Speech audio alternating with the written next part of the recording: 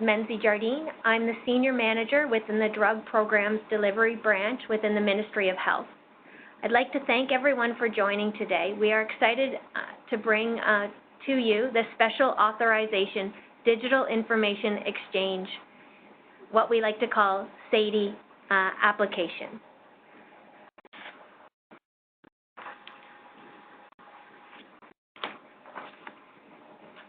You may be familiar with the Exceptional Access Program, but I'm going to give you a little bit of context. The Exceptional Access Program provides coverage for Ontario drug benefit recipients for drugs not listed on the ODB formulary, but for which funding can be provided in limited circumstances. ODB recipients include seniors, children and youth, social assistance recipients, Trillium Drug Program recipients. Access to EAP drugs may be restricted for a variety of reasons, including where there is a lower cost alternative on the formulary, where the evidence supports efficacy only in certain clinical circumstances, or where the risks associated with there are risks associated with off-label usage. High cost of many EAP drugs means that without EAP approval and ODB funding, patients may not be able to receive the drug.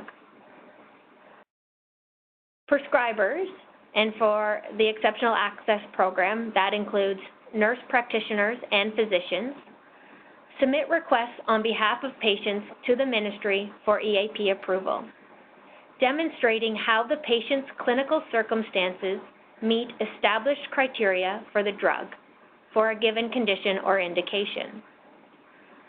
Nurse practitioners have had the legislative authority to submit EAP requests since July 1st, 2017. We have received 3,649 EAP requests from nurse practitioners since July 1st, 2017. And that is from 970 different nurse practitioners. The majority of requests received to the Exceptional Access Program are by fax. As you can imagine, they need to be data entered, and request assessment is done manually. The Ministry responds back by fax.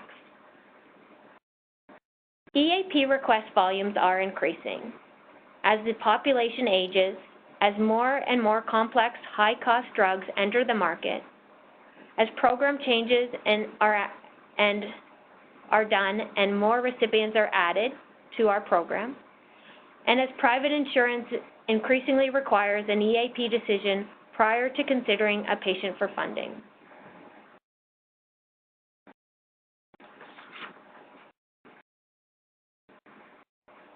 So we know that patients have to wait too long to receive an EAP decision. This delay can lead to delays in treatment or treatment gaps. Patients have to make follow-up appointments with their prescriber to get the EAP decision, which means further delays, patient inconvenience, and additional costs to the healthcare system. Patients call into the program requesting status updates on their request. The prescriber experience is that the process is very manual and is an administrative burden, taking the prescriber away from providing direct patient care. We understand that the funding criteria is not easily accessible and understood, resulting in incomplete requests that require additional prescriber input, further delaying decisions for patients. Currently, the program receives, about 20% of all requests received by the program are incomplete and require additional input from the prescriber. Prescribers often require a follow-up appointment with the patient to relay the EAP decision, and prescribers follow up with the program to get a status of the request.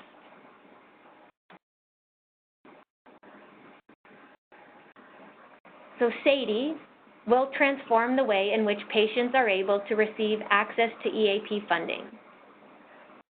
Sadie will automate and create an online digital portal available 24/7, which prescribers will use to interact with the Exceptional Access Program. The Ministry is developing Sadie in an iterative, multi-phased rollout, beginning with an online prescriber portal. The key goal for this initial rollout is to reduce the rate of errors and incompletes. Sadie allows prescribers to research and understand the criteria for the drug, create requests with clinical information online in dynamic criteria-based forms, submit directly into the Exceptional Access Program, and download and/or print the request for the prescriber records. Requests go directly from the prescriber to a priority-based assessment queue by passing the manual intake process for data entry and triage. We initially rolled out Sadie in a non-production prototype release on December 5th, 2018, where we received stakeholder feedback on the portal. On March 31st, 2019, we did a limited production rollout to a select pilot user group, of which included 45 nurse practitioners. We expanded this pilot group on May 23rd, 2019 to include approximately 11,000 more prescribers. Any nurse practitioner or physician who had submitted 3 or more EAP requests in the past 2 years was added to the pilot group. On June 30th, 2019, Sadie was released to all prescribers in Ontario.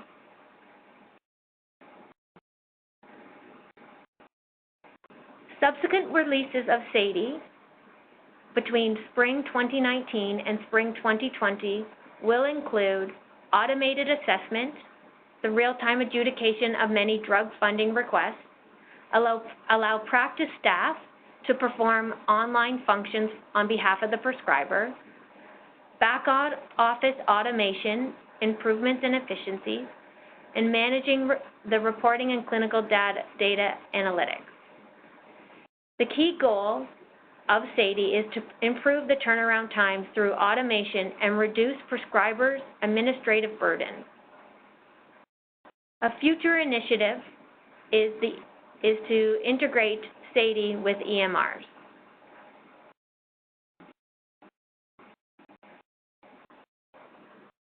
So the benefits of Sadie.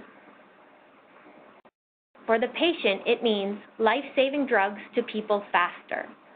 With automated assessment for many drugs, a patient can receive the EAP decision while at the prescriber's office, and if approved, can take the prescription and go directly to the pharmacy and obtain the medication.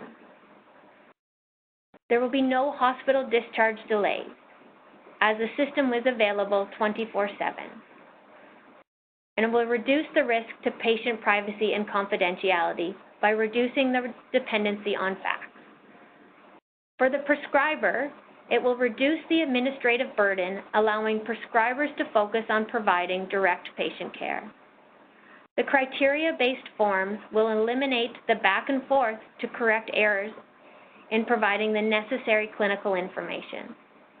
Renewal notifications will reduce the risk of treatment gaps and reduce concerns about impact on patient care. Life-saving drugs to people faster reduces risk of adverse impacts to patients. I'm now going to hand it over to Ed Nyman, the Sadie Project Director, to show you a demo of the Sadie application.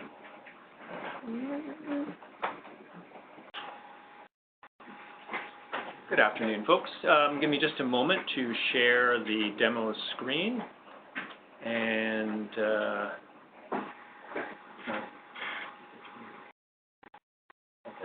sorry. All right, so this is the opening screen of Sadie. Now, to get to this screen, as you can imagine, you need to log in. I'm not going to demo those pages, but I will just explain how one does that. Sadie is secured by the Ministry's, what we call our identity management service called Go Secure. And like you would imagine, you go to a URL, which we'll be providing in a later slide. and you would log in with your user ID and password. And if you don't have one of those, we'll talk in a little bit about how you go about getting one of those. It's not terribly difficult. You need to send some information to the ministry will send some information back, and then you go online and you sign up. And that gives you a Go Secure ID and password. You enter that into that page, and then you'll be presented with a drop list because Go Secure actually protects multiple ministry applications. You select Sadie from the list, and then you will arrive at, well, there's an acceptable use policy page, and then you'll arrive at this opening page for Sadie. And then on this page, you'll notice that this is announcements. So on this page, there's some, right now, there's some helpful tips about using Sadie. Over time, you'll see other notices, such as new drugs that have come onto Sadie or drugs that have moved to the formulary, information that would be relevant for the users of Sadie. And once you've reviewed those, you can simply click on the up arrow at the top and reduce the announcement section. And then you're left with our requests in progress list. Right now, this is the only list in Sadie. In future versions of Sadie, there will be other lists such as requests you've already submitted or completed requests that you could use to find other requests. But right now, because Sadie is really a submission portal at this point, as Menzies mentioned in the previous part of the presentation, Sadie is going through a series of iterations, and over time we'll be adding more and more functionality. So right now, Sadie is a submission portal for researching and creating these requests and getting them to the ministry. We'll still be responding back through the fax as we do today, but over time you'll be able to receive your response letters right in Sadie. So this page will begin to grow with other lists. Just a few words about the lists that you'll see on these pages. You'll notice that this particular practitioner has two office practices. They have an uptown office and a hospital practice. And you'll see that the list is divided into three sections. There's all of the requests, or I can click on one of these and see the requests associated only with that practice. That's useful particularly if you have a lot of requests in progress, and especially later on when you're receiving responses back, or want to take a look at old historical requests. Perhaps you need to submit a renewal, or you need some information from one of them.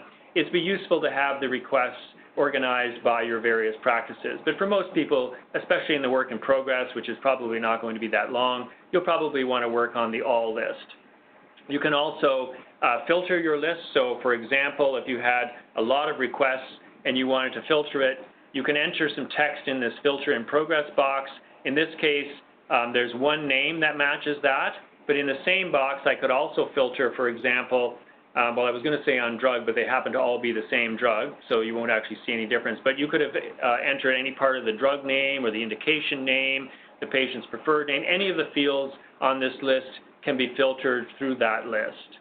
That makes it just that much quicker to find the one you're looking for. You can also sort the list based on any of these fields. By clicking on it, you can change the sort order of the list. The other thing that's important about this list is that you can edit, of course, any of these items. So these are requests that this person is working on but has not yet submitted to the ministry. So if I were going to go in and work on one of those, I would click on the pencil icon, which will open up that request, and then I could go in and do some work on it. Now, I'm not going to do anything on it at this point because I'm going to start a new request in a moment and show you how to start from the beginning. But that is how you would go back to a request that you've already been working on. And if your list got very long, there's the usual paging icons down here that would help you to move back and forth through your list. But as most people would be, I'm interested right now in creating a new request. So I'm going to click on this button up here that says plus create request, and it's in blue so that you can't miss it. And that is how you start a new request. You'll notice that the request screens have 5 tabs across the top here. Now, some of these are going to be, this one's going to be renamed, I think, at some point to the prescriber tab, but it's primarily the information about the prescriber. And you'll see that this prescriber's information is already listed here, and that's because you logged in through Go Secure. We already know who you are, so rather than have you type in all that information again, as you have to do when you're doing a faxed-in request, we already list that information for you. On the right-hand side, you'll see your practice information. You'll recall that this practitioner has 2 practices, a hospital practice and what's called an uptown practice, different addresses, and it quickly changes for that address. One of the things that you might need to do as you look at this address, you might notice that, for example, oh, that fax number is my old fax number, it's not my new fax number. And I can enter in the bottom here information for EAP to change the fax number to your new fax number. You can enter that there, and then that information, when it comes through to the back office, someone will go in and will update the practice location information for you. And you can do that for either of the practice locations, whichever one you're going to attach to this patient request. The other thing you might need to do is perhaps you've opened a third practice or joined a third practice and that's not there because you've never submitted to us on that practice, so we don't know about it yet. You can add a new practice location by entering all of the information into this text box, the address, the phone number, and in particular, the fax number. As you can imagine, because we fax back response letters at this point, that fax number is probably the most important piece of your practice information. So it's very important to make sure that you provide us a fax number if you're going to give us a new location, and that you confirm that the fax number we have is in fact your correct fax number, because that will be the number that the information is going back to. In future versions of Sadie, you will actually be asked to check off a box to say that you have confirmed that fax number. And that's very important for us to make sure we know that we are sending that information back to the correct one. So I'm going to pick the hospital office for this person, and now I'm going to move on to the next tab in the request. Two ways that I can do that, and actually before I do that, I'm going to just click Save. It's a good idea to click Save every now and then, just in case the internet goes down or your computer goes down and you want to come back and be able to start from where you left off. I can click on the Next button, or I can click directly on the tab. In this case, I'll click on the Next, and you'll see the next set of information move into view. This is now the patient section. You'll notice, as it mentions up here, that mandatory fields, as for most applications in the world, are marked by an asterisk. So in this screen, there are 3 fields that are mandatory: the health card number, the last name, and the date of birth. The other fields you can enter and fill in information. That makes it easier for you to recognize the response letter back and so on, but it's not mandatory. So if I don't have a health card number, if this patient does not have a health card number yet, and that doesn't happen very often, but if a patient has just moved into the province and they're in the process of getting one, they may not have a health card number yet. We wanted to make sure that you could still submit that request, and once the patient has a health card number, that request will be matched up to that patient, and then they will progress on up to our health network system. Obviously, the patient can't be authorized for the drug until they do have a health card number, but that can happen after the submission process. If you do click on this button, you'll notice that one extra field is added at the bottom. If we don't have a health card number, we do need to know the gender of the patient, right now it's male and female, but as the policy within the ministry adapts, so will this, and we will probably offer the third option of, I don't know if it's called unknown or what it's called, but there will be a third option at that point. But we need that gender in order to identify the patient when they do get their health card number. But in this case, I'm going to enter a health card number, and you'll notice now I haven't entered enough numbers, and you'll notice that it indicates that it's an invalid health card number. Or if I entered numbers that aren't actually a proper, so I've put in 10 numbers, but those are not a proper health card number. The system knows when a number is possibly a health card number when it's not, and it will warn you, as you'll see with the yellow highlighting underneath it and the triangle that indicates the potential error.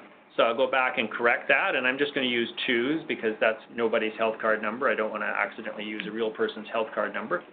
And I'm going to put in this person's name as Robert Stone, but Robert goes by the name of Bob, and in our office, again, this is entirely for your benefit.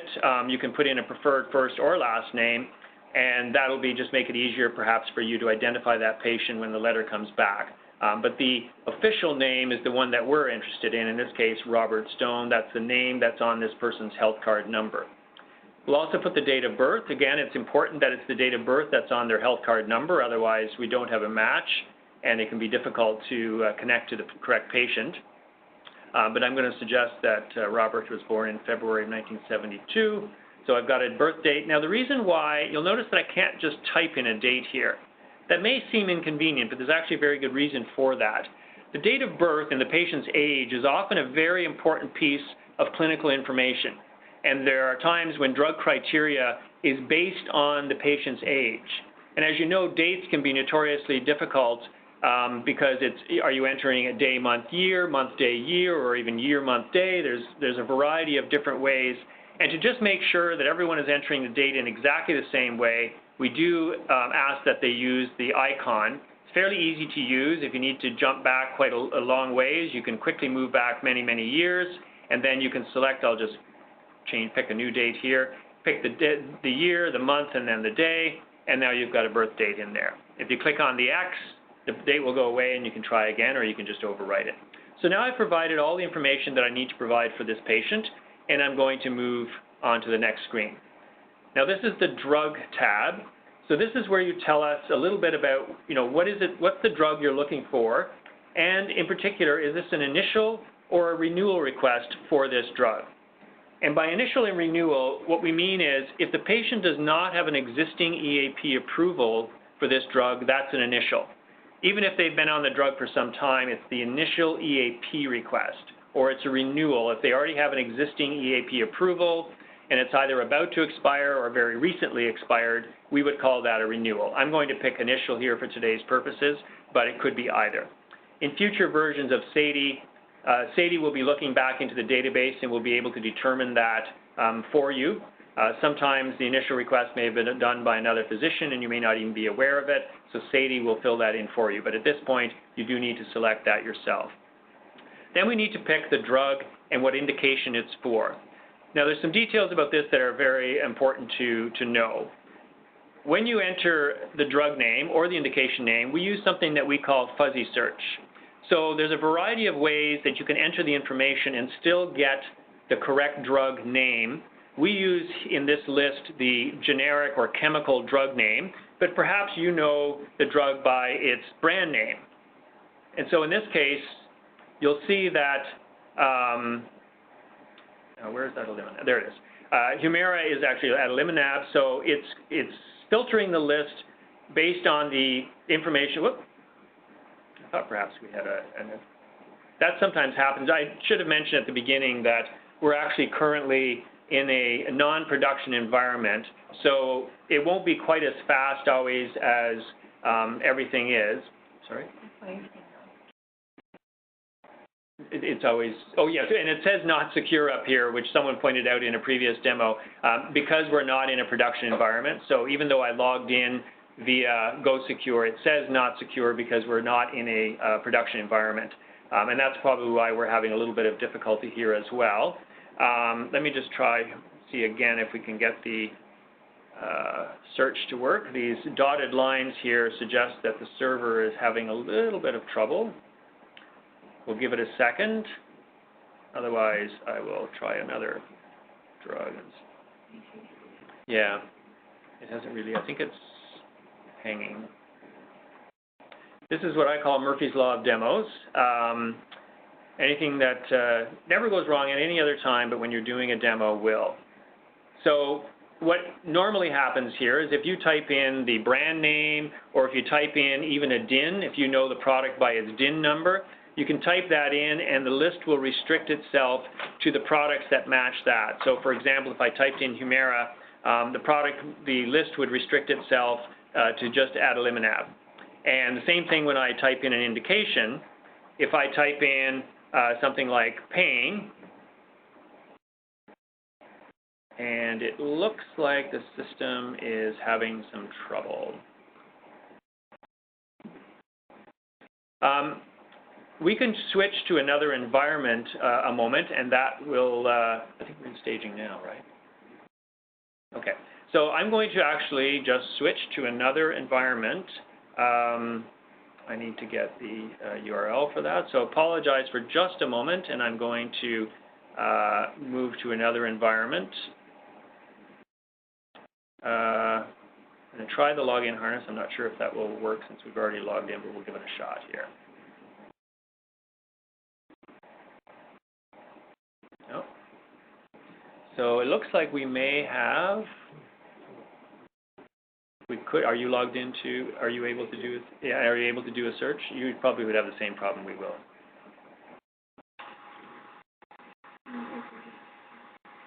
Let me try this here.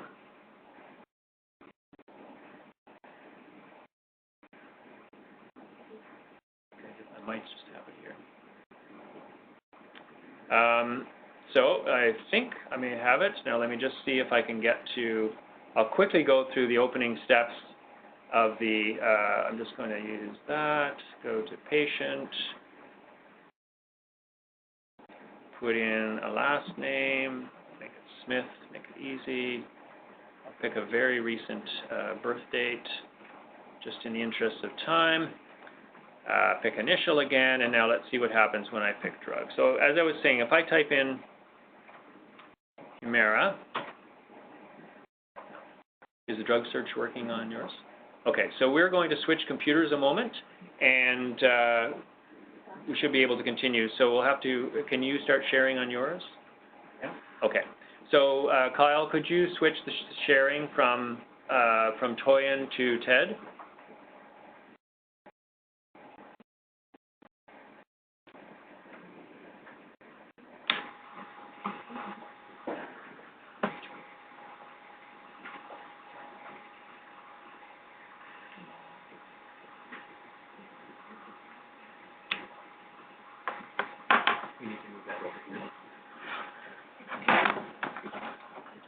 No, it doesn't have to project it. I need the network cable.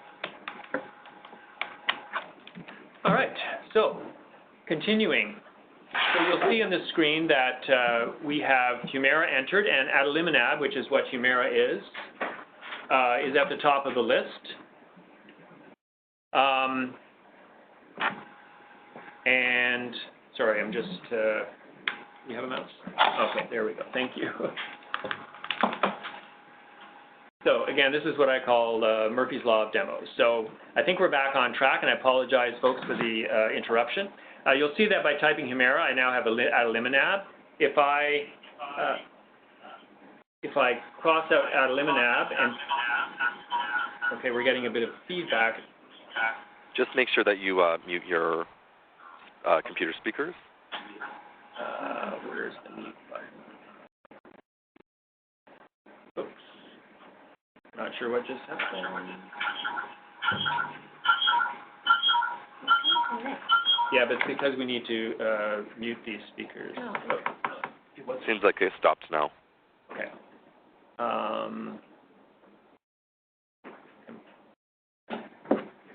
You're good.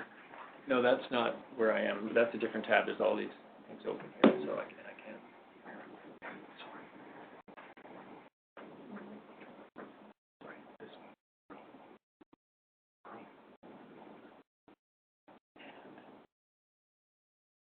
Here.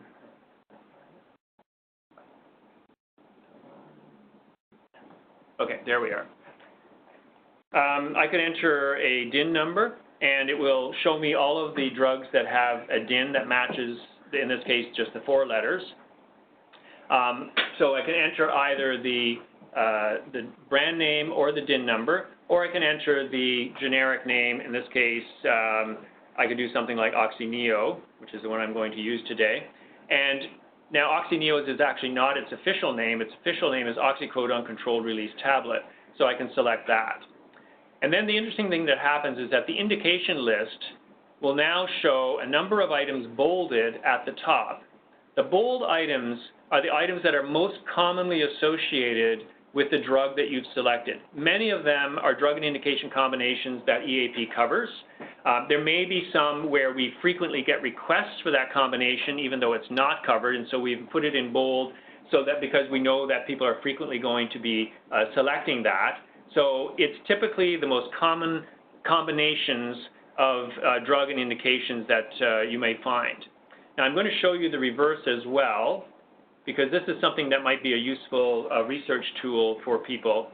So if you enter the indication first, so if I entered, for example, pain, now, and select pain, now in the drug list, I'm going to see a number of drugs that are bolded and above the alphabetical list. And these are the drugs that we cover or that are commonly requested for pain. So the bold list is very useful because it gives you a very quick access to the drug or the indication that you're looking for, and it just makes it a little bit easier to select. And it will also give you a little bit of information about the kinds of drug and indication combinations that EAP commonly covers. So for today's purposes, I'm going to use oxycodone control-release tablet and pain. Now, once you've made your drug and indication selection, you'll notice a couple of things that happen on the screen. One important piece of information, just as a note, is that once I start entering clinical information over in the Details tab, which we'll do in a minute, if I then come back and change my drug and indication, obviously because each drug and indication has its own different criteria, I will lose the clinical information I provided. So we just add a warning on this screen to let you know that if you do make a change, it will discard what you previously selected. You'll notice at the bottom of the screen, there's this criteria summary box. This is also a really important piece of the research component of Sadie.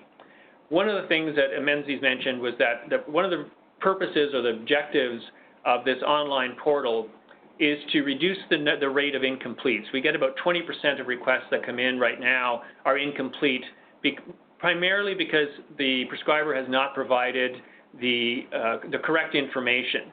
And a lot of times that's because they've either found it difficult to find or haven't researched what the actual criteria is. It is available online. We have a frequently requested drugs that's available on the ministry's website. But it's very useful. Like once you select a drug and indication on Sadie, we present that criteria information to you. It's useful to understand what the criteria information is. There's often links to other websites that might be of use for you, just context information and notes. But it also will tell you by reading through it whether your patient is likely to meet the criteria or not. And in some cases, you might decide it's not worth proceeding with the request, or you may decide, yeah, my patient meets this criteria, so I'm going to submit the request. So it's very important to review that information unless you're already familiar with it. And you'll notice that when you fill in the criteria information further on in the Details tab, it will follow that criteria fairly closely. One other note about drug and indication. Right now we have well over 100 drug and indication combinations that have their own unique form in Sadie. So the questions and answers follow the criteria as I described. However, it's also important to know that you can select any drug for any indication in Sadie. It's not just those 100+ drugs that you request in Sadie. You can select other combinations, and what you'll get then is what we call our generic form, an online version of the same form you are probably familiar with when you fax in requests. So you are able to select any drug and indication. Even if the drug is not in the drop-down list, you can still request the drug and indication by typing it in. So I could have typed in something completely unknown here. For example, we sometimes get things like gym membership, which surprisingly we don't cover. But you could type gym membership in there. Please don't, but you could, and Sadie would allow you to continue. So we do allow write-ins as well. There are times when, for one reason or another, you may be requesting something that isn't commonly requested in EAP.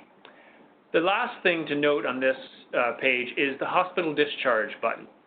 So one of the things that we like to do is that when a patient is waiting hospital discharge and waiting for an EAP request and taking up a hospital bed, we do like to prioritize those requests so that the patient can get out of the hospital and get back home as quickly as possible.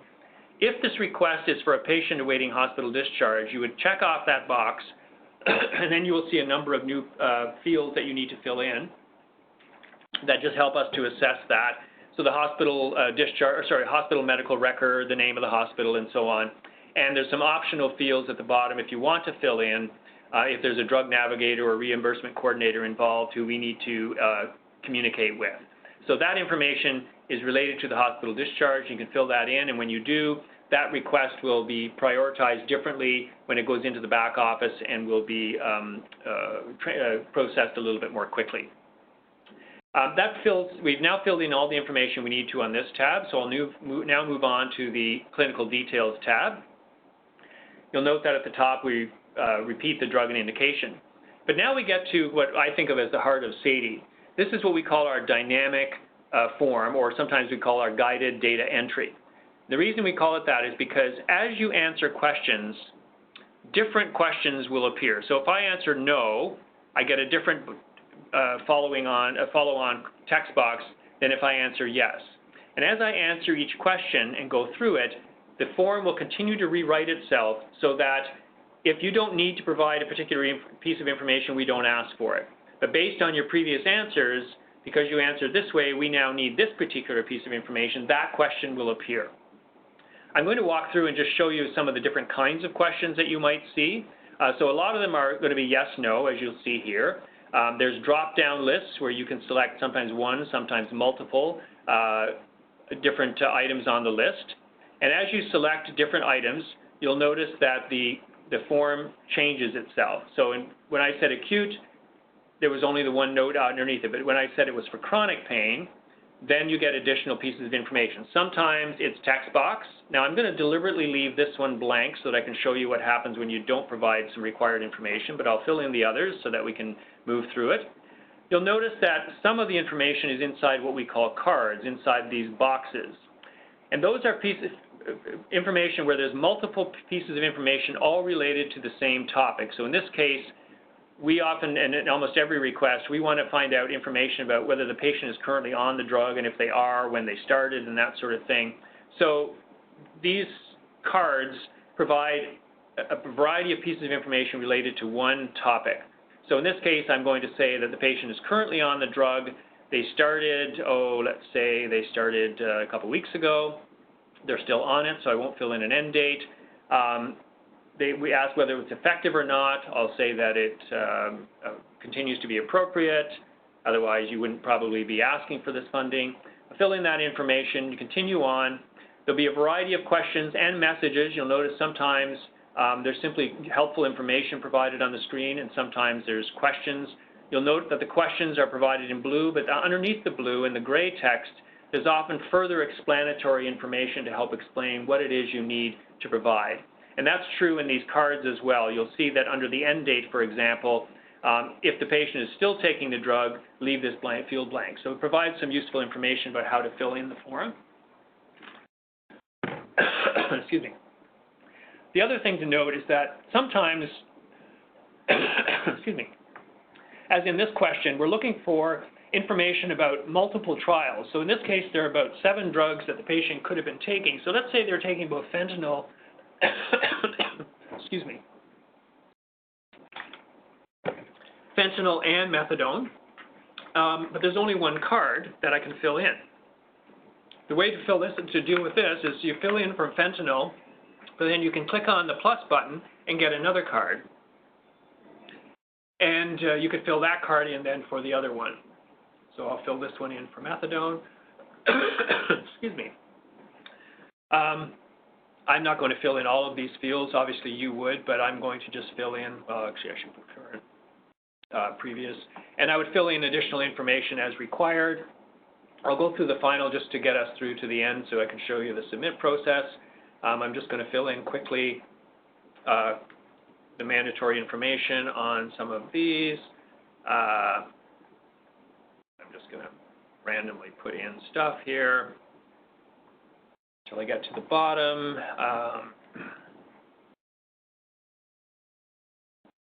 Okay, so now I've filled in the form and I'm ready to submit. I'm going to save it again just in case something goes wrong. But there's one step. Now I could submit, and I will in a second to show you what happens, but we have provided some useful tools to help you know when you've provided all the information you'll need. And you'll notice that the field that I deliberately left blank is already telling me that a value is required. But let's say I hadn't noticed that. I can go to the Review tab, and it will now summarize the entire request, which is useful even if you filled everything in, because it'll tell you all of the information you provided. You can check through to make sure that you've done everything that you need to do, and it'll see that there's 2 fields that are mandatory that I have not provided information for. The one that I expected and one that I overlooked. If I click on that icon, the yellow field, it will take me directly to the field where the information is missing. So I can fill that in, go back to my Review tab. Well, it's going to take me, and I'll put something into this. Actually, I'm going to leave one field blank for one more reason. It's going to show you what happens if you do try to submit when there's a field still missing. So the request is complete except for that one field, and now I'm going to click Submit. Sadie knows that there's one piece of information missing. Now there's two ways to deal with this. In some circumstances, it may be a piece of information that is simply not possible to get. And the example I like to use is if the patient is in the far north, very, very ill, the criteria requires that they have a particular procedure done. But that patient would need to fly to another community to have that procedure done, but they're too ill to travel. It's simply not possible. In those kinds of circumstances, you can provide a rationale here on this screen to explain why it's not possible to get that information. Now, just because you simply didn't do the lab test or whatever it is typically not going to be good enough. It really needs to be a reason why it cannot be done. But sometimes that does happen. So then I could fill in the rationale and continue with the submission. In this case, however, I simply overlooked the field, so I'm going to go back and provide that information, fill it in, and now when I click Submit, all of the required information is there, and I should be able to submit the request. And the rationale field no longer appears. Instead, I'm taken directly to the submitting terms and conditions. Clicking OK, that you accept the terms, and clicking the Accept button is the equivalent of signing a request. So when you submit a fax request, you're familiar with having to sign the request, that you taking accountability for the information that's provided, and that that you have the authority to make the submission. It's the same here. Because you're logged in under your user ID and password, when you click Accept, we track in the database that you've accepted that authority and that you are now submitting this under that authority. The last step, the system is now creating a request and submitting it back into our back office system. There's one remaining step. You'll notice it says here that a PDF of the request is available. We do recommend that you download this PDF so that you can put it in your files. And there's one other reason. The PDF itself, if you download it and open it, has the EAP request number, which is right there. That request number is very useful if you're contacting the ministry. It will allow you to reference this request number directly. It just makes it a little bit easier for the person on the line to be able to locate that request. And again, useful for your records. So you can store this PDF in your records and have that available to you to reference. So now that I've done that and I'm ready to complete it, I'm going to click on Close. And now the request has been submitted, and we're back to our original home page. Couple other comments.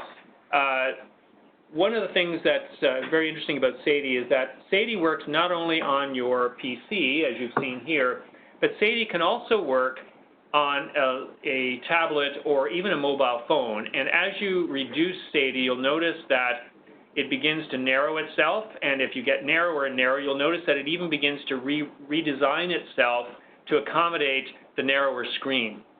You can move it even to a very narrow screen like on a cell phone.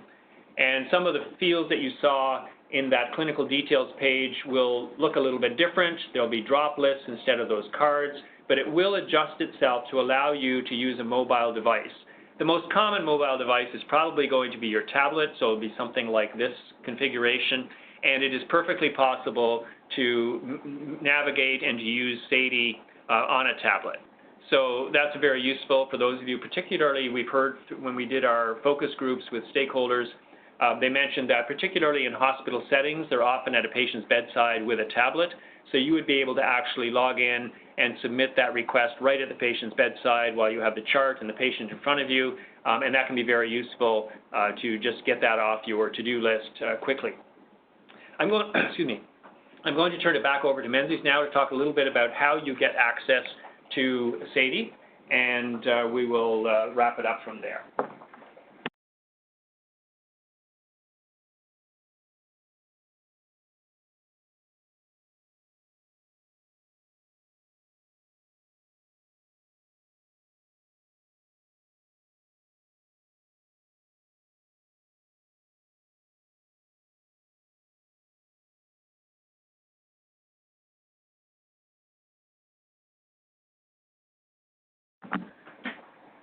Okay, so thanks, Ed.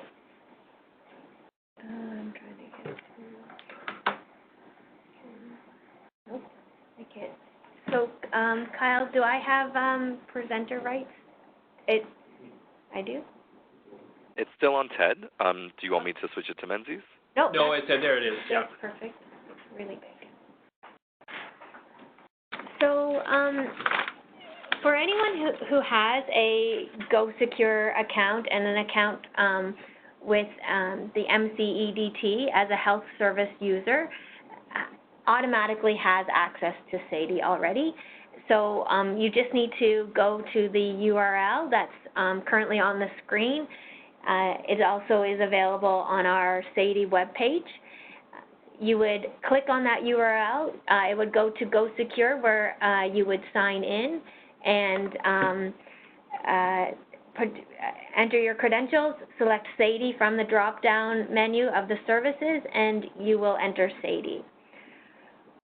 For those with an Ohip billing number but have not yet registered with GoSecure, we do require you to confirm that we have your most up-to-date contact information.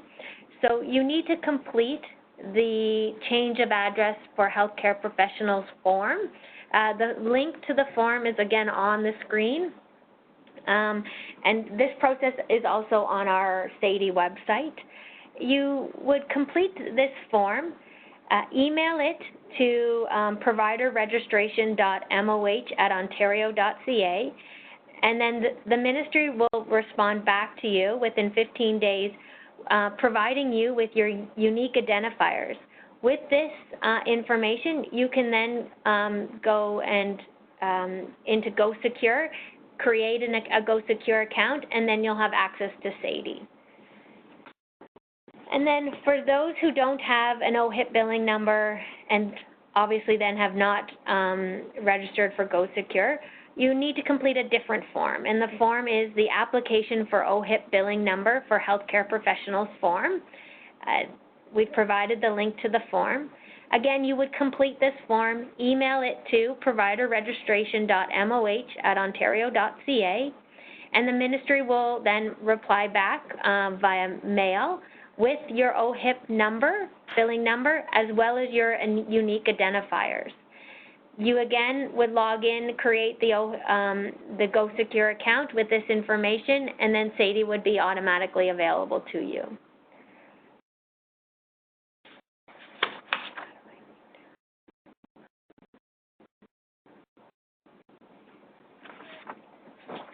I think now, if there are any questions, we'd be happy to answer those. Hi, Menzies. We do have a few questions. So the first one is just to confirm, if you have an Ohip billing number already and you register for your GoSecure ID, how do you receive notification of the necessary information to set up your account? Is that via mail, fax, or email? So if you have an Ohip billing number, but you haven't yet set up registered for GoSecure, we actually need you to complete a form, and it's the change of address for healthcare professionals form. It really is to just ensure that we have the most up-to-date contact information for you, so that when we're responding back, and we respond back by mail, when we respond back to you, we know that we're responding back to you and the information is going to the correct person, to the correct address. So you would complete the form, the change of address for healthcare professionals form. You would email that into providerregistration.moh@ontario.ca, and then the ministry will mail you back a package. Within that package is your unique identifiers. You take your Ohip billing number and your unique identifiers, and those two pieces of information is what you require to get a GoSecure account. You would then go to GoSecure, create your account online, and you'd use those two pieces of information, Ohip billing number and unique identifiers, to create that account. And then Sadie, once you're registered with GoSecure, Sadie would be available to you immediately and automatically. Perfect. And then are all of the EAP drugs available to apply via Sadie? Yeah, so anything can be requested through Sadie. Drugs that are, typically funded by EAP, you can request those. Things that aren't typically funded through the Exceptional Access Program can also be requested through Sadie. You can write those in. I'd use the example of gym membership. You could write in gym membership, though you are going to get that generic form. So right now we have about 120 guided data entry forms, and those are drug and indication specific. We're continuously adding to those, but any request for a drug and indication that doesn't have or doesn't yet have a guided data entry kind of form that, show and hide sort of questionnaire, can be requested through Sadie. It's just that you'll get the generic form, but that's no different than you get in the fax-based process. For all requests that go through the fax-based process, it is a generic form. So for already 125 drug and indication pairs, we have this guided data entry form in Sadie. But yes, anything and everything can be requested through Sadie. So the answer is yes. Thanks. And is there a list of EAP drugs and indications somewhere? So online, on the Ministry of Health Exceptional Access Program webpage, there is a link, and it pulls up a PDF document that's called the Frequently Requested Drug List. This list is the EAP drugs that are most frequently requested. It provides you with the drug and indication, the forms, and size, like the form of the drug, so oral versus topical versus what have you, the dosage, and then the criteria, the funding criteria that would have to be met in order for that request to be approved. So you can find that on the Ministry of Health webpage for the Exceptional Access Program. You can also, if you log into Sadie, and you pick a drug and indication, immediately below where you've selected the drug and indication, the criteria appears, and so Sadie is really useful for that quick reference to the criteria, the funding criteria. Great. And when I submit an application, how will I receive notification that it's been reviewed? So the current state of Sadie, just noting that we are building Sadie through many iterations, but this current state, we will respond back to the requester via fax. So like we do today when you fax in a request, a Sadie request coming in through Sadie will also respond back to you via fax. So Ed indicated on the prescriber detail screen of Sadie, the most important piece of information that's noted there is the fax number. It is currently how the program responds back to prescribers.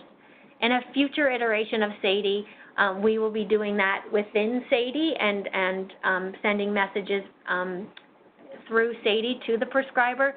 That functionality has not yet been released, but that's in the future. And if I submit a paper application, will that still be accepted? Yeah, we're running the fax-based, paper-based process in parallel to Sadie. We're not turning the fax-based process off. We need to get adoption of Sadie up. So we're hoping that the benefits, the prescriber community sees the benefits of Sadie and starts to utilize Sadie before we even contemplate anything with the fax-based process. We have, we'll put a plug out, the turnaround times for requests through Sadie are, much faster than the fax-based process. And the reason really is because Sadie elicits the information, the clinical details that are required for us to do that assessment, so we're not getting that 20% incomplete.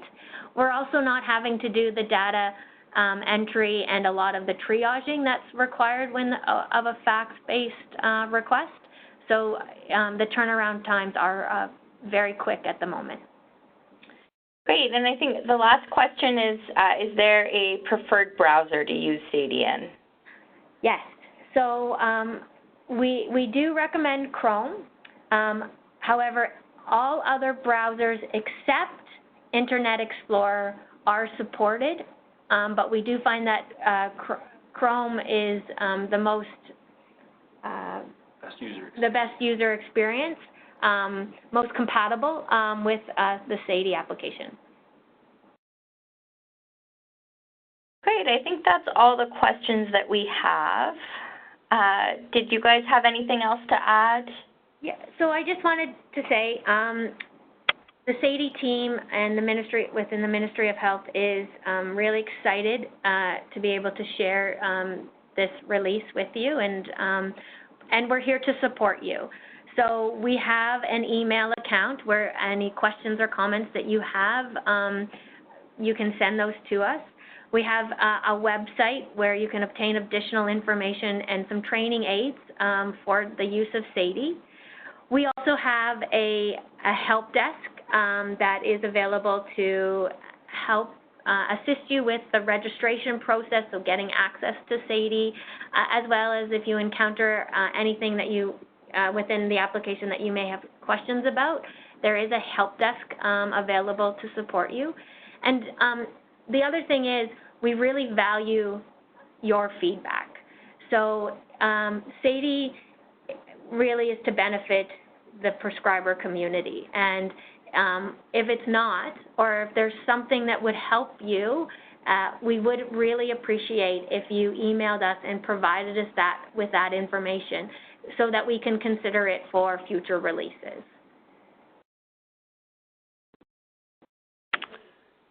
Great. Well, thank you so much for presenting today. Like Menzies mentioned, if anyone has any questions, feel free to contact at the information on the slide that we have posted. Thank you very much. Thank you.